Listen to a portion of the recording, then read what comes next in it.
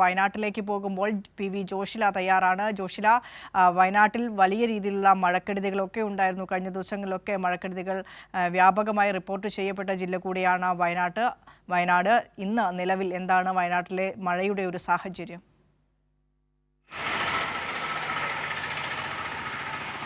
വിനിഷ, ഇന്ന് മഴയ്ക്ക് അല്പം ശമനമുണ്ട് എന്ന് വേണം പറയാൻ. അതായത് കഴിഞ്ഞ ദിവസങ്ങളിലൊക്കെ നിർത്താതെ പെയ്തിരുന്ന മഴ ഇന്ന് അല്പസമയം എങ്കിലും കുറച്ച്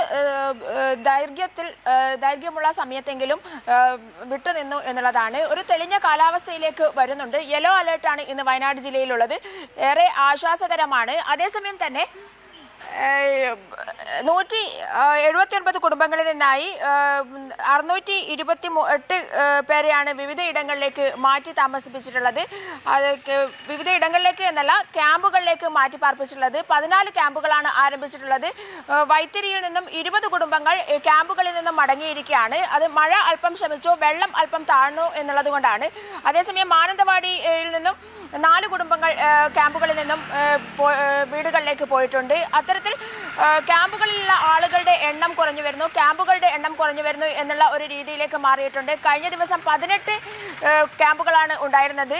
ഇത്തവണ ഇന്നത്തെ ദിവസത്തേക്ക് അത് 14 ക്യാമ്പുകളായി മാറിയിട്ടുണ്ട് എന്നതാണ്.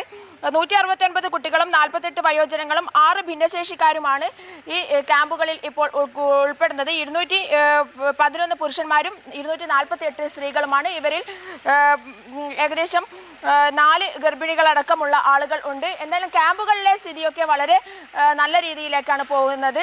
അതേസമയം തന്നെ മഴ കുറഞ്ഞിട്ടുണ്ട് എന്നുള്ളത് തന്നെ വളരെ ആശ്വാസകരമാണ് വയനാട് ജില്ലയെ സംബന്ധിച്ചിടത്തോളം. അതേസമയം തന്നെ വയനാട് ജില്ലയിൽ മറ്റെല്ലാ തരത്തിലുള്ള സജ്ജീകരണങ്ങളും ഒരുക്കിയിട്ടുണ്ട്. ദുരന്തം മുന്നിൽ കണ്ടുകൊണ്ട് എന്തെങ്കിലും പ്രശ്നങ്ങൾ ഉണ്ടായാൽ അപ്പോൾ തന്നെ എത്താൻ NDRF സംഘം ഏത് നിമിഷവും സുസജ്ജമായി ജില്ലയിൽ തന്നെയുണ്ട്. വിനിഷ.